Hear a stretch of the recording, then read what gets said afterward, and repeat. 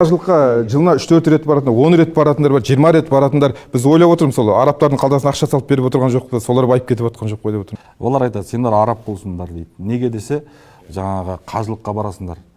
Бізде жылына 4000, Қазақстаннан 4000 қажылы барады. Дубайға барып демалатындардың саны жылына 112 мың адам барады екен Дубайға. Бір адамға барып келуіне гостиницасымен қосқанда миллион теңге кетеді. Ал енді ол отбасымен барады. Дубайда арабтар ма? Арабтар. Неге арабтарды байытып жатыр Дубайдағы? Шарм-эл-Шейхқа барып қаратындардың да саны осыған жақын. Ол жерде де арабтар. Олар неге байытып жатыр? Осыны айтып жатқан адамдар мысал үшін Өзбекстанға да барады, Қырғызстанға да барады, Таиландқа да барады. Таиландқа 60 мың адам барады екен жылына, орта есеппен. Таиландқа байытып. Неге оны байытып жатыр? Неге Өзбекстанды байытып жатыр? Ыстықкөлге барады, Қырғызстанға жаз бойы демалуға бәленбай мың қазақ барады. Өзбекстан Самарқандты көруге, тарихи орындарды көруге бәленбай мың қазақ барады.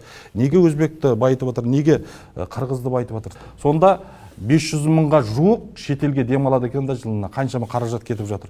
Неге Көкшетауға бармайды? Неге Сарыағашқа бармайды? Неге бармайды? Еліміздегі ма? Түркістанға қажылыққа барады. Неге Түркістанға бармайды? Соны айтып отқан адамның өзі Түркістанға бармайды, мен сізге айтайын. Соны айтып отқан адам.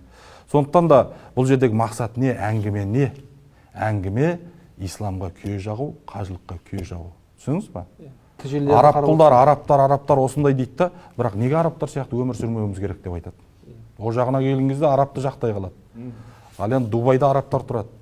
Шарм-эл-Шейхте, Египетте арабтар тұрады. Сол жаққа демалуға барады да, неге арабтарға ақшаны шашып жатыр? А біз құлшылық қылу үшін барамыз, о жаққа демалу үшін емес. Осы нәрсені білу керек.